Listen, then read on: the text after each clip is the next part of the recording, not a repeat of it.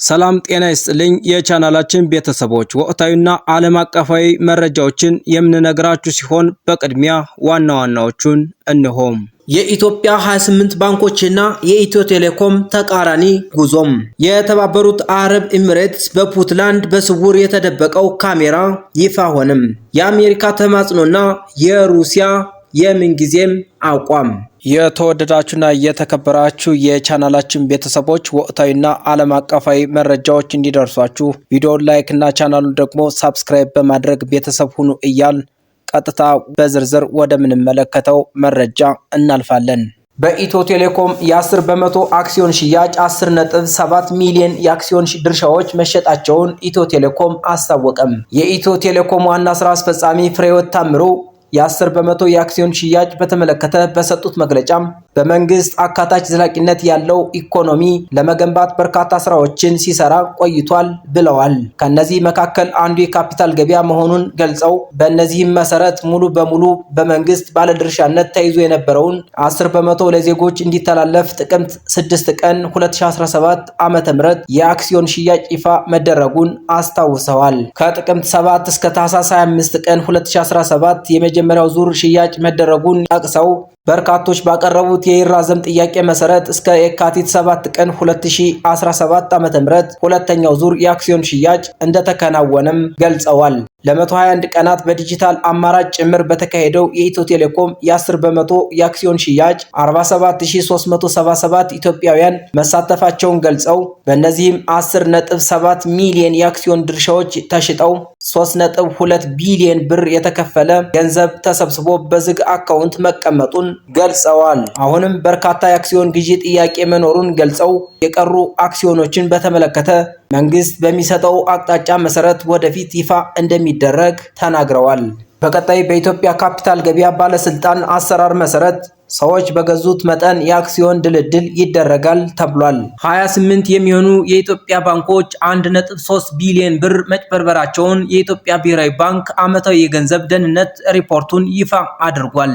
የባንኩ ሪፖርት እስከ ሰኔ 2024 ድረስ ያሉ የገንዘብ እንቅስቃሴዎች ዙሪያም ትኩረቱን ያደረገ ሲሆን ባንኩ በሪፖርቱ ላይ እንደጠቀሰው 28 የኢትዮጵያ ባንኮች 1.3 ቢሊዮን ብር በአጭበርባሪዎች ገንዘባቸውን አጥተዋል ሲል ገልጿል። የማጭበርበር ድርጊቶቹ የተፈጸሙት ደግሞ በሐሰተኛ የገንዘብ ኖቶች፣ በተሰረቁ የኤቲኤም ማሽኖች፣ በሐሰተኛ ቼኮች፣ በሐሰተኛ የስልክ መልእክትናም ተያያዥ መንገዶች አማካኝነት ነው ተብሏል። በዚህ ዓመት ባንኮች ያጡት ገንዘብ ከአምናው ተመሳሳይ ወቅት ጋር ሲነጻጸር በ300 ሚሊዮን ብር ጭማሪ እንዳሳየም በሪፖርቱ ላይ ተጠቅሷል። በኢትዮጵያ በአጠቃላይ ካሉ 31 ባንኮች ውስጥ 28ቱ ሲጭበረበሩ የቀሪዎቹ 3 ባንኮች ማንነት ግን በሪፖርቱ ላይ አልተጠቀሰም። ባንኮች ከአነስተኛ የብድርና ቁጠባ ተቋማት ጋር በመቀናጀት ብድሮችን እየሰጡ ነው የተባለ ሲሆን ይህ አገልግሎት እየጨመረ መሄድ እናም የበይነ መረብ ማጭበርበሮች መበራከት ባንኮች የሚሰጡት ገንዘብ ሊጨምር እንደሚችል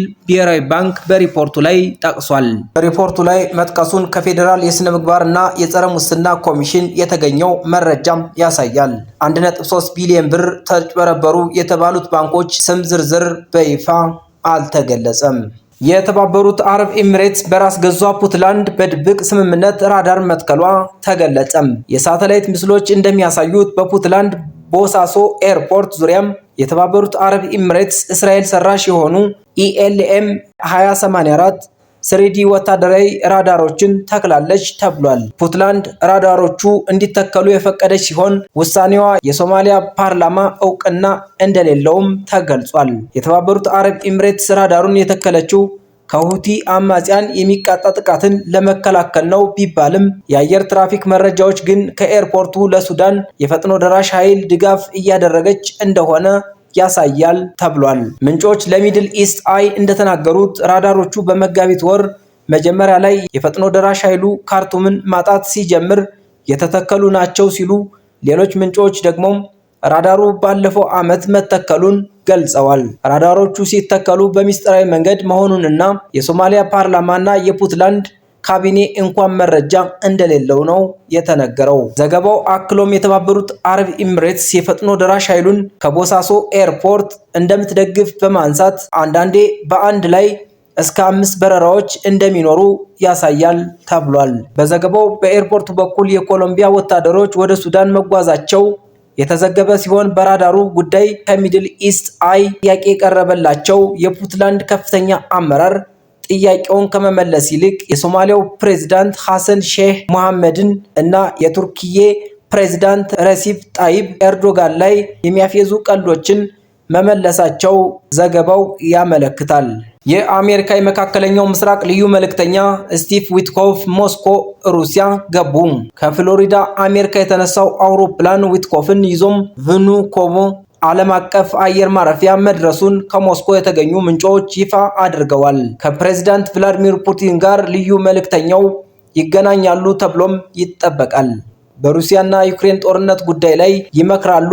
የክሬምሊን አቋም ፑቲን ግልጽ ያደርጋሉም ተብሏል። የድርድሩ ዝርዝር ሐሳቦች ምንድናቸው የሚለውን ዋይት ሃውስም ሆነ ዩክሬምሊን ይፋ ባያደርጉም ከፕሬዝዳንት ቭላዲሚር ፑቲን ጋር የሚያደርጉት ውይይት በጎ ውጤት ሊያመጣ ይችላል የሚል ተስፋ ተጥሎበታል።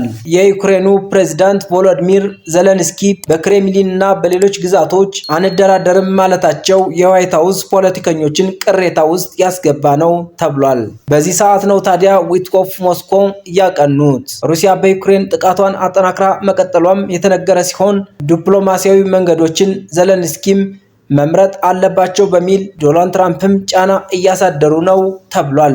ፕሬዝዳንት ፑቲንም ቢሆኑ በዩክሬን የሚፈጽሙት ጥቃት ልክ አይደለም፣ ማቆም አለባቸው በሚል አሳስበዋል። የልዩ መልእክተኛው ዊትኮፍ የሞስኮ ጉብኝት መልካም ነገር ይዞ ሊመጣ ይችላል ቢባልም ፑቲን ከፍላጎታቸው ሸብረክ ላይሉ ይችላሉ የሚል ስጋት አሳድሯል። የተከበራችሁ የቻናላችን ቤተሰቦች ወቅታዊና ዓለም አቀፋዊ መረጃዎችን ለማግኘት ቪዲዮውን ላይክ እና ቻናሉን ደግሞ ሳብስክራይብ በማድረግ ቤተሰብ ሁኑ እንላለን። ሰላም።